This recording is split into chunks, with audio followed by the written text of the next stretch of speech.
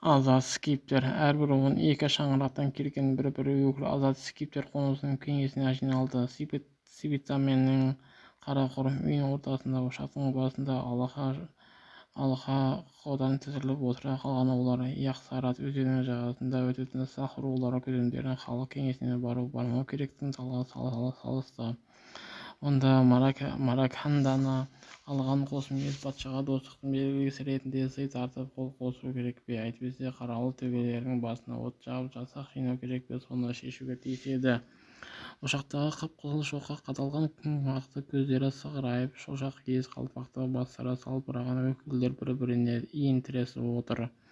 Егер біз алдына барсақ, князьдар құлдық ұрып бағынып келді деп ойлай ма, десе біреулері. 300 үйден 400 сарбаз шығара аламыз, бір азат адамдарымыз, десті басқалары. Князьдардың мыңдаған қойы, үйір жылқысы бар, ал соларды қорғап соғысу біздің маңдайымызға жазылған, деді тағы бірі. Сырттан атты бірі естілді. Шеппе тәмәннің үйі қайсы деп сұрады қарлықан дауыс. Шеппе тәмәннің өзі жоқ, бірақ үйі осы, оның қайда екенін түскен соң білесің. Киіздің етігі ысырылып аласа тар есіктен алып денелі адам кірді. Қоңыр көңешекпен киген ол тіленші тәрізді босағада аңтарылып тұрып қалды. Отқа жылынып біздің қасымызға келіп отыр, деді араларында жасы үлкені. Жолың түскен соң соқтың ба, демалың келді ме, әлде бір шаруамен жүрсің бе? Сендер Будакенді танымадыңдар ма? Бейтаныс адам шекпенін сыпырып, қоламен өрнектелген қындағы семсерді кісесімен қоза шешіп ортаға тастады. Мынау кімнің кісесі, кәні қайсысын білесіңдер?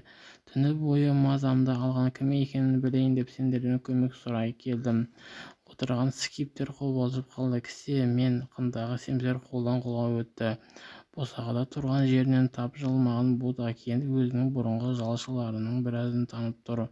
Олар кісенің белгілерін мұқият қарады. Кенет біреу қалпағын шешті де ұзын бурыл шашына кейін қайырып, Будакен батыр, менің маңдайыма қарашы, таңбаны танисың ба, деді. Оның маңдайының астында екі сызығы бар. Дөңгелек жұртқа әйгілі Будакеннің таңбасы темірмен күйдіріліп басылған еді. Сен өзіңнің таңбаңды барлық ат пен қойға, құлдарының туған әрбір балаға басатынсың. Біздің ұрпақ тарамызға таңбаң басылмай мәңгілік өшсін деп сенен кетіп қалдық. Ендеше біздің көмегімізге зәру болып неге келдің?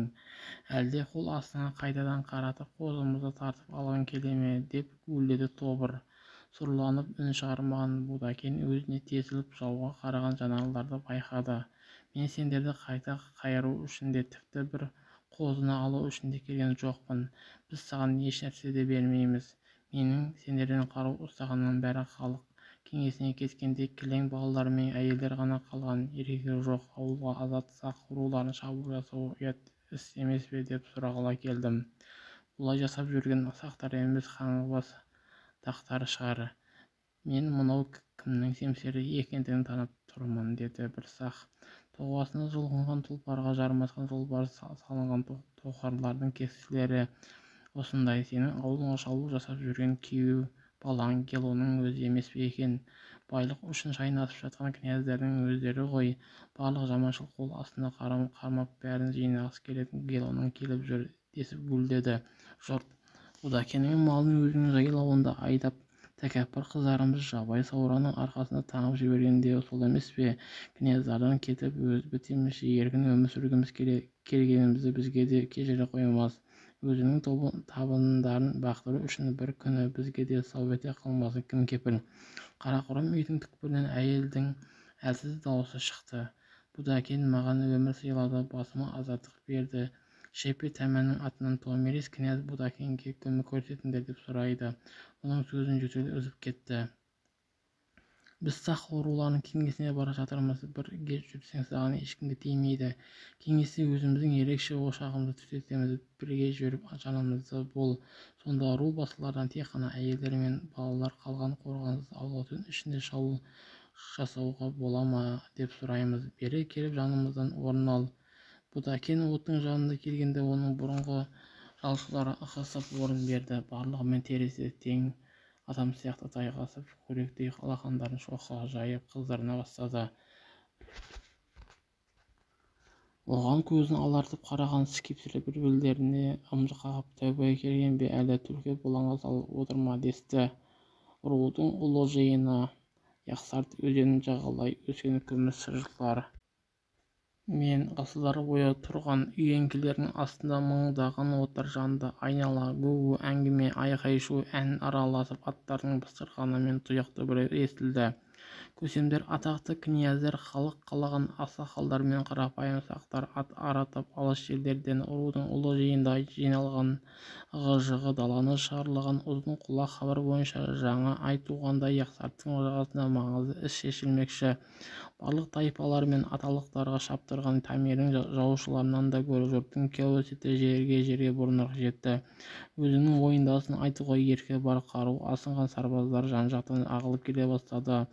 Рудың ұлы жиынының соң скиптердің үлкен жорықтарға аттанғаны бір бұл емес, сондықтан да қарусыз келгендер шеткері отырып сөз алу еркінен айырылатын. Шексіз шетсіз далаға шашылған ескі достары мен үзеңгілес жолдастар осы арада кездесіп, оң тілдерін бөгіп, түйістіріп ғадетке айналған амандық саулықтарын айтысып шошырқырасып жататын. Бұл жиын қарайтын қазіргі мәселе қатардағы жай іс емес, ол аты мәшһүр князь Будакеннің парсыларды қиратқан соң күллі Азияның халықтарына құлдық қамытын киюге тырысқан қос мес патшаға бір дорба алтынға бола сатылып отанына опасыз жасау болатын.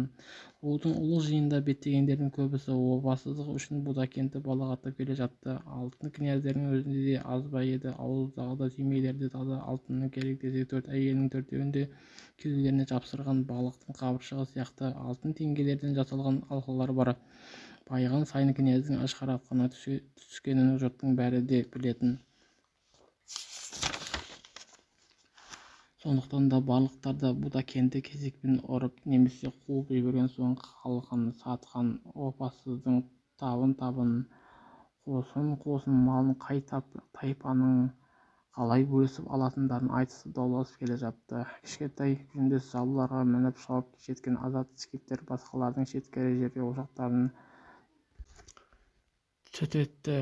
Бүкіл далаға аты жайылған құла жирен тұлпарға емес, биік әрі жеңіл массагеттердің боласына мініп кең қоңыр шекпенге оранып солармен бірге келген Будакенді жиналғандардың барлығы мына атты кісі кім деп сұрастырып жатты. Кімнің жалшысы болса да князьдің шеңгелінен құтылып өз кәсібімен күн көріп жүрген біреу шығар десіп топшыласты. Барлық аталықтарын бөлініп шыққан князьдер жазықтың ортасында төбеге көтерілгенде азат скиптер рудың жиында шаруалары жоқтай өз ошақтарының басында отыра берді. Екі рет шақырушы жіберіп князьдердің кеңесін тыңдасын дегенде бұлар олардың шешімдерін құптау үшін емес, азат азаматтар ретінде өз беттерінше мәселе шешуге келгендіктен айтып жауап берген болатын. Араларынан 5 адам іріктеліп төбенің басына көтерілді де бірнеше қатар болып дөңгелене қалған жиынның кеңесінің арасына барып сығылысып отырды. Ат жабуының үстіне отырған кәрі князь Тамир орнынан көтеріліп дірілдеген қолдарын көкке жайып күбірледі. О құдіретті қолдаушымыз, бапай, сақ халқының тағдыры мен бақытты болашағы шешілетін істің әділетті үкімі айтылуына күш пен кемеңгерлікті өзің беріп жарылқай көр деді. Тамир азат скиптердің арасында көзіне шейін тұмашаланып оранған Будакент тұрған жаққа қарамауға тырысты. Ол Будакентті әлдеқашан байқаған, бірақ жиынның соңынан кезек атып найталап төбеттерден қашқан қасқырдай кетіп қууы мүмкін деп ойлап бұрынғыдай арыс алаңында барып күллі халықтың көзінше құшақтай да алмады. Бізге Будакеннің опасыздығы жайлы айт, сол азғынды қолымызға бір берші деген айқайлар шықты. Мұнда келуге қорққан ғой, алтынның арқалап сақтардың даласынан зытқан шығар. Жаралы аюы сияқты арс етіп ақырған Будакент шекпенін жерге лақтырып жіберді. Будакентті ғайбаттап тұрғаны кім? Будакент осында рудың ұлы жиынының алдында тұр. Кім мені айыптайды? Басқалардың сыртында жасырынбай көз бетіме айтсын. Мұны айтып тұрған сақ па әлде бөтен рудың қорқауы ма? Кім өзі білейінші. Тамирдің шел басқан көзі жан-жақтың тіміскілей қарады. Содан кейін көршілерімен сыбырласты да сәлем саған ардақты Будакен деді. Тамир жиынның абыр-сабырлы басылған сәтте топтың арасынан жеңіл сыбыр естілді де тына қалды. Мұнда келіп сен үлкен адамгершілік жасадың, бірақ әрқашандағыдай Бірден тура келіп, неге арамызға отырмадың? Өгей қыздың тойына келгенде шеттеп тұрғаның қалай? Осы күнге дейін қайда болдың? Кімдермен кездестің? Соларыңды айт. Сенің сапарың жайлы елде қаңқу сөз көп. Мені опасыз деп лақап таратқан адам өзінің кінәсін мойындап алдымда тұрмайынша ешнәрсе айтпаймын. Өтірігіңе соншама нанғандай рудың ұлық жиынын шақыртқан сол құрттың өзі қайда, көрсет көзіме. Сол кезде Тамир князь Гелон жаққа бұрылды. Ол жүрегіне улы қанжар соққан сарбаздай сұп-сұр болып отыр еді. Бірақ бұрынғыдай байсалданып орнынан тұрып Будакинге сыртын беріп, оның әр сөзін қағып алып, кеңес қоршап айналып отырған жұртқа қарап сөйлеп кетті. Жақындап қалған жауды елге жеткізбей шаншып тастауға сақтар әрқашан дайын болулар керек деп қашаннан да айтып жүрмін. Айтсаңыздаршы, саңлақ сарбаздар, осындай басымызға қатер төнген күндері біздің белгілі князьдеріміздің бірі дұшпандарымыздың алдынан шығып сыйлыққа алтын болса, бұл адам төзетін жағдай ма? Қандай еңбек үшін сый алады? Жау тек қана өзіне пайда, бездерге зиян тигізген үшін тарту таралғы жасайды. Будакин менің туған қайын атам бола тұрса да, әр сарбаз үшін туған халқының тыныштығы мен бақыты қымбатырақ. Мен шындықты айтып тұрмын ба? Шындық деген дауыстар естілді. Әрине, қос мейіздің тұтқынында бұғауда ұлы болғандықтан Будакинді кешіруге болады. Ұлына әкелік жүрегі елжірегендіктен оны құтқарысы келген шығар. Сондықтан Будакиннің үлкен басын сыйлап жазасын жеңілдетуді сұраймын. Бізде ақылынан алжасып қолы қалтыраған қариялардың